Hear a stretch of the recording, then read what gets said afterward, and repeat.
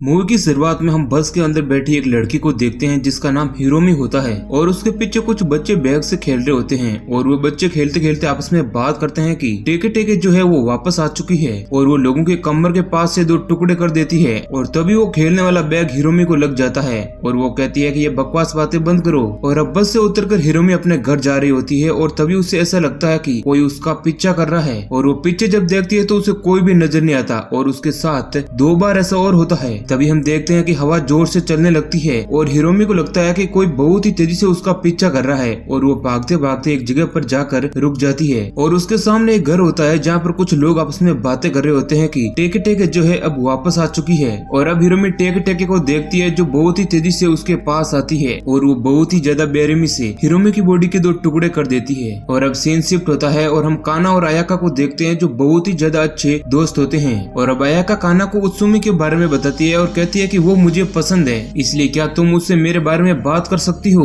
अब काना और उत्सुमी एक ही क्लास में पढ़ते हैं। काना आयाका से कहती है कि मैं तुम्हारे लिए ये काम करूंगी। इसके बाद काना उत्सुमी से मिलती है और आयाका के बारे में उसे बताती है और कहती है कि वो तुम्हारे साथ घूमने बाहर जाना चाहती है और वो तुम्हें पसंद भी करती है। तो वो उत्सुमी से कहता है कि ठीक है, मैं उसके साथ बाहर घूमने जाऊंगा। जिसके बाद काना कहती है कि तुम उसे जानते भी नहीं हो और फिर भी तुम उसके साथ घूमने बाहर जाओगे। तब उत्सुमी कहता है कि तुम उसे जानती हो और मेरा उसके साथ बाहर जाने के लिए इतना जानना काफी है। अब स्कूल खत्म होने के बाद जब काना अपने घर जाती है और कमरे में जाती है तो वो अपने बेड पर उसकी कजन रिनी को देखती है। इसके बाद रिनी काना को अपने बॉयफ्रेंड की फोटो दिखाती है और बहुत ही थक जाने की वजह से काना रिनी को अपने बेडरूम से बाहर निकाल देती है। और फिर अगले दिन आयाका काना से मिलती है और कहती है कि उत्सुमी बहुत ही ज्यादा अच्छा लड़का है मगर वो सिर्फ तुम्हारे बारे में बातें कर रहा था। और आयाका काना को बताती है कि आज उत्सुमी उसे उसके घर तक छोड़ेगा और घर जाने से पहले वो एक रेस्टोरेंट में खाना खाएंगे। और आयाका काना से कहती है कि प्लीज तुम भी मेरे साथ चलो क्योंकि मैं बहुत ही ज्यादा नर्वस हूँ और अगर तुम मेरे साथ रहोगी तो मुझे भी अच्छा लगेगा। फिर आयाका के बार बार कहने पर काना उसके साथ चलने के लिए तैयार हो जाती है। इसके बाद वो तीनों एक रेस्टोरेंट में होते हैं और उत्सुमी आयाका को अपना एक न्यू फोन दिखाता है जिसमें टीवी भी होती है और उस टीवी के अंदर एक न्यूज चल रही है जिसमें बताया जाता है कि हिरोमी जो है उसकी मौत हो चुकी है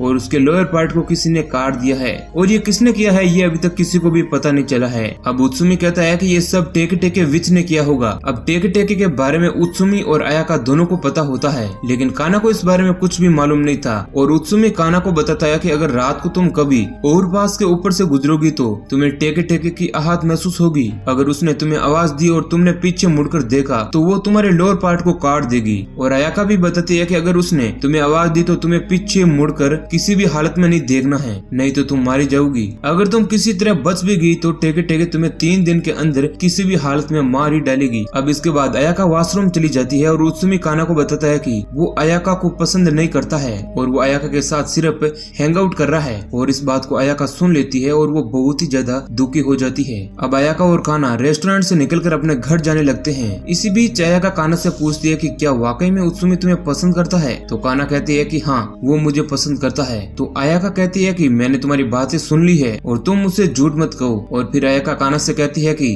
वो और पास के रास्ते से जाएगी और वो जाते जाते कहती है कि तुमने मेरा दिल तोड़ा है और मैं इस बात को कभी नहीं भूलूंगी। अब हम देखते हैं कि आयाका जब और पास के रास्ते से गुजरती है तो वहाँ बहुत ही तेजी से हवा चलने लगती है और वो पीछे पलट के देखती है तो उसे कोई भी नजर नहीं आता। और अब दूसरी बार आयाका को फील होता है कि कोई उसका पीछा कर रहा है और जब वो पीछे पलटती है तो वो टेके टेके विच को देखती है जिसकी बॉडी का लोअर पार्ट नहीं होता है। और अब टेके टेके आयाका का पीछा करती है। आयाका भी भागते भागते जमीन पर गिर जाती है और टेके टेके उसके पास आकर उसे भी बहुत ही बुरी तरीके से यानी उसके भी 2 टुकड़े कर देती है। और अब अगले दिन स्कूल में काना को आयाका की मौत के बारे में पता चलता है और इस बात को सोचकर काना बहुत ही रोने लगती है और वो बहुत ही ज्यादा टेंशन में आ जाती है। और वहाँ पर काना की टीचर आती है और उससे कहती है कि पुलिस वाले तुम्हारा बयान लेना चाहते हैं। और पूछताछ वाले कमरे से हम उत्सुमी को बाहर निकलते हुए देखते हैं और फिर पुलिस वाले काना का बयान लेते हैं। इसके बाद काना अपने घर जाती है और न्यूज पर देखती है कि आयाका के बॉयफ्रेंड को उसके के जुर्म में गिरफ्तार कर लिया गया है। और तभी काना के घर में बहुत ही जोर से हवा चलने लगती है और उसके घर का दरवाजा अपने आप खुल जाता है और उसे ऐसा लगता है कि टेके टेके वहाँ पर आ गई है मगर उस दरवाजे के पीछे उसकी मॉम होती है। और अगले दिन काना स्कूल जाने के लिए बस स्टैंड पर बैठी हुई होती है और तभी कुछ बच्चे आपस में टेके टेके के बारे में बात कर रहे होते हैं और वो बच्चे कहते हैं कि वो वापस आ गई है और वो लोगों की बॉडी के 2 टुकड़े कर रही है। इसके बाद उत्सुमी काना के पास आता है और उससे बातें करता है। काना उत्सुमी को बताती है है कि उसने पुलिस को ये बात नहीं बताई कि आयाका और उसकी फाइट हो गई थी और फिर वह डिफरेंट रास्ते से अपने घर चली गई थी। और फिर उत्सुमी काना को आयाका की ग्रेव के पास लेकर जाता है और उत्सुमी कहता है कि मुझे लगता है कि तुम लोग बहुत ही अच्छे दोस्त थे। और अब फिर से काना आयाका के बारे में सोचकर रोने लगती है और अब उत्सुमी काना को अपने घर जाने वाले रास्ते पर छोड़ता है और काना उत्सुमी से कहती है कि मुझे लगता है कि आयाका को टेके टेके ने ही मारा होगा। तब उत्सुमी कहता है कि वो इन सब बातों पर यकीन नहीं करता, ये सब फेक स्टोरीज है जो लोगों द्वारा बनाई गई है। और अब हम देखते हैं कि रात के समय काना और पास वाले रोड के पास खड़ी होती है और वो फिर और पास के ऊपर जाती है और वहाँ पर वह आयाका को श्रद्धांजलि देती है। और तभी वहाँ पर बहुत ही जोर से हवा चलती है और वहाँ पर टेके टेके आ जाती है और काना उत्सुमी की बात को याद करती है और वो पीछे पलटकर नहीं देखती है और टेके टेके उसके बिल्कुल पीछे होती है। और जब काना पीछे पलटकर नहीं देखती तो टेके टेके वहाँ से चली जाती है और फिर काना वहाँ से अपने रास्ते पर जा रही होती है। तभी पीछे से आयाका की आवाज आती है और वो पीछे पलटकर देखती है तो उसे टेके टेके दिखती है और इस तरह काना टेके टेके के माया जाल में फंस जाती है। और इसके बाद काना वहाँ से तेजी से भागने लगती है और टेके टेके भी उसका पीछा करती है। इधर काना भागते भागते रोड की तरफ आ जाती है और वहीं पर उत्सुमी भी अपनी साइकिल लेकर आ जाता है। जिसके बाद काना उत्सुमी की साइकिल पर बैठती है और वो दोनों वहाँ से साइकिल पर तेजी से भागते हैं और टेके टेके अभी भी उनका पीछा कर रही होती है। साइकिल से भागते भागते काना और उत्सुमी एक समय बाद नीचे गिर जाते हैं और वो देखते हैं कि टेके टेके अब उनका पीछा नहीं कर रही है। और अब सीन शिफ्ट होता है और हमें दिखाया जाता है कि उत्सुमी का पैर जो है वो फ्रैक्चर हो गया है और उत्सुमी मैराथन में हिस्सा लेने वाला था और अब उसका पैर फ्रैक्चर हो गया है तो इस वजह से उसका सपना टूट जाएगा। और इधर काना लाइब्रेरी जाती है और टेके टेके के बारे में हिस्ट्री बुक पढ़ रही होती है और तभी वहाँ पर रिन्नी आ जाती है और वो देखती है कि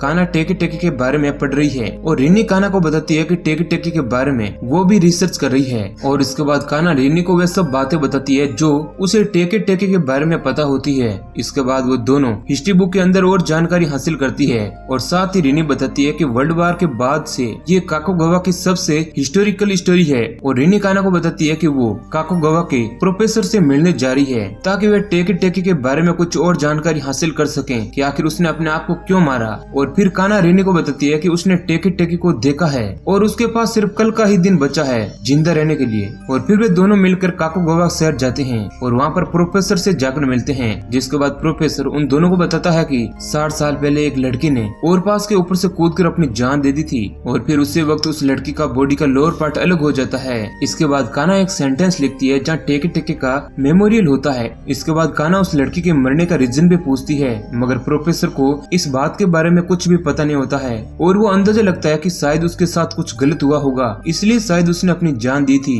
जिसके बाद काना प्रोफेसर से उस लड़की के घर का एड्रेस पूछती है और प्रोफेसर उन्हें एड्रेस बताता है और कहता है कि तुम अपनी सेफ्टी के लिए मेरे असिस्टेंट को अपने साथ ले जाओ। इसके बाद प्रोफेसर उन सभी को अपने रिसर्च के बारे में बताता है और कहता है कि टेके टेके को रेड कलर बिल्कुल पसंद नहीं है और अगर तुम अपने साथ रेड कलर का कुछ भी सामान रखोगे तो शायद तुम बच जाओगे। और प्रोफेसर ये भी कहता है कि इस बात को लेकर वह ज्यादा श्योर भी नहीं है। इसके बाद वह असिस्टेंट उन दोनों को उस लड़की के घर ले जाता है और वहाँ पर एक ओल्ड लेडी होती है और वो कहती है कि कासिमा के बारे में जानने के लिए इससे पहले और भी लोग यहाँ पर आए थे, मतलब टेके टेके का असली नाम कासिमा होता है। और वह ओल्ड लेडी कहती है कि कासिमा एक नर्स थी और वह बहुत ही ज्यादा खूबसूरत थी। इसके बाद वे लड़कियां पूछती है कि क्या वाकई में कासिमा को रेड कलर की कोई भी चीज पसंद नहीं थी। जिसके बाद ओल्ड लेडी कहती है कि एक रात और पास से कासिमा अपनी ड्यूटी खत्म करके अपने घर आ रही थी और तभी वहाँ पर कुछ अमेरिकन सोल्जर होते हैं और उन सोल्जर ने पहले कासिमा को और फिर उसके बाद उसके साथ गलत काम किया और इसके बाद कासिमा जख्मी होने की वजह से उसे ब्लीडिंग हो रही थी और तभी से उसे रेड कलर बिल्कुल भी पसंद नहीं था।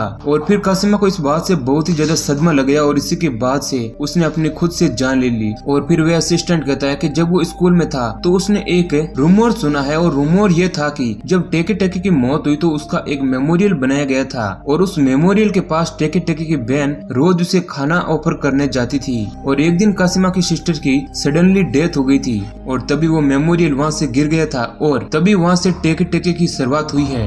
और असिस्टेंट कहता है कि अगर हम उस मेमोरियल को अपने जगह पर वापस खड़ा कर दे तो शायद टेके टेके भी वहाँ से चली जाएं। इसके बाद कार के अंदर मैप पर काना उस एड्रेस को डालती है और फिर रेनी भी इस बात को काना को बताती है कि उसने टेके टेके को देखा है। और इस बात को सुनकर काना बहुत ही ज्यादा हैरान हो जाती है और रेनी बताती है कि उनके पास सिर्फ 2 घंटे बचे हैं, इसके बाद टेके टेके उन्हें जान से मार देगी। और वो जल्दी से उस एड्रेस पर जाते हैं जहाँ पर मेमोरियल गिरा हुआ होता है, मगर वो दोनों जो है वो रॉन्ग एड्रेस पर पहुंच जाते हैं और वहाँ पर कुछ भी नहीं होता है और वह जगह बिल्कुल खाली होती है। इसके बाद रिनी असिस्टेंट को कॉल करती है और कहती है कि तुमने हमने गलत एड्रेस पर भेज दिया, यहाँ पर कोई भी मेमोरियल नहीं है। इसके बाद असिस्टेंट मैम उस जगह को चेक करता है और वो पूछता है कि तुम लोग मिसाको में ही हो ना। इसके बाद रिनी कहती है कि हाँ हम वहीं पर है। जिसके बाद वो कहता है कि तुम लोग गलत जगह पर आ गए हो, यानी तुम लोग मिसाचो की जगह में मिकाचो आ गए हो। और फिर काना कहती है कि शायद मुझसे एड्रेस लिखने में कोई गलती हो गई है। इसके बाद असिस्टेंट मैप के जरिए उनको गाइड करता है और उन्हें किस तरफ जाना है उसे हर पल बताता है और वो लोग 30 मिनट कार चलाकर एक टर्न के पास पहुंचते हैं और इधर असिस्टेंट उन्हें रास्ता बताने ही वाला होता है, तभी एक सिक्योरिटी गार्ड वहां आके उसे पकड़ लेता है।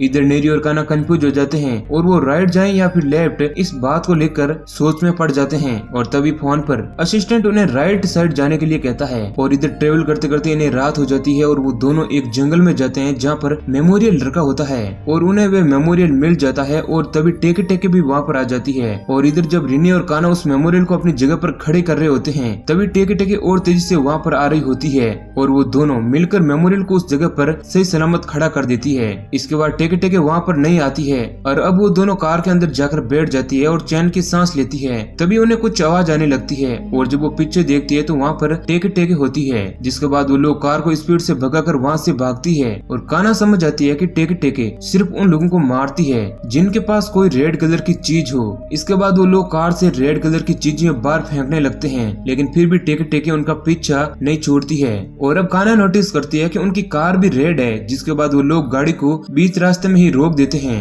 जिससे टेके टेके कार से टकरा जाती है। और इधर ये दोनों बहुत ही तेजी से जंगल के अंदर भागती है और भागते भागते वे दोनों स्प्लिट हो जाती है। और अब टेके टेके भी उन दोनों के पास आ जाती है लेकिन वह उन दोनों को कुछ भी नहीं करती है। और तभी काना को उसकी मॉम का कॉल आता है और काना का जो मोबाइल होता है वो रेड कलर का होता है, इसलिए टेके टेके काना को देखकर उस पर अटैक करने वाली होती है। और तभी काना उस फोन को टेके टेके पर फेंक देती है जिससे टेके टेके वहाँ से भाग जाती है। अब बहुत टाइम हो जाता है और काना और नेरी एक दूसरे को ढूंढ लेते हैं और जब नेरी काना के पास आ रही होती है तभी उसका सर एक कांटे वाले झाड़ पर जाता है जिससे उसके सर से खून निकलने लगता है। और ये बात हम जानते हैं कि खून लाल कलर का होता है, इसलिए टेके टेके भी वहाँ पर आ जाती है और नेरी के लोअर पार्ट को काट देती है जिससे नेरी की वहीं पर मौत हो जाती है। और टेके टेके बस काना को घूरती है और उसकी तरफ आगे बढ़ती है। और अब सीन शिफ्ट होता है और हम काना का घर देखते हैं जहाँ पर कुछ बच्चे बात करते हुए जाते हैं कि यहाँ पर एक लड़की रहती है जिसने टेके टेके को देखा है और वो अपनी खिड़की से सभी रेड कलर की चीजों को नीचे फेंकती है। और हम देखते हैं कि टेके टेके ने अभी भी काना का पीछा नहीं छोड़ा है। इसके बाद हम असिस्टेंट को देखते हैं जो काना से मिलने के लिए उसके घर जाता है और काना के मॉम उसे बताती है कि जब से उसकी कजन की डेथ हुई है वो कमरे से बाहर निकली ही नहीं है। और हम फिर काना को देखते हैं जो बहुत ही ज्यादा सदमे में होती है और वह असिस्टेंट काना से मिलने के लिए उसके रूम के अंदर जाता है और वह नेरी के बारे में उससे जानने की कोशिश करता है मगर काना असिस्टेंट से बात नहीं करती है। और हम देखते हैं कि वह असिस्टेंट काना के लिए एक रेड कलर का गिफ्ट लेकर आया हुआ होता है और उस रेड कलर को देखकर काना बहुत ही ज्यादा डर जाती है और जोर जोर से चिल्लाने लगती है और उसे लगता है कि अगर उसके पास रेड कलर होगा तो टेके टेके उसे जान से मार देगी। और इसी डरावने सीन के साथ मूवी एंड हो जाती है। तो इसका पार्ट 2 जल्दी आने वाला है, इसलिए चैनल को सब्सक्राइब करके नोटिफिकेशन बेल को ऑल पर सिलेक्ट कर लें। मिलते हैं जल्दी पार्ट 2 में। धन्यवाद।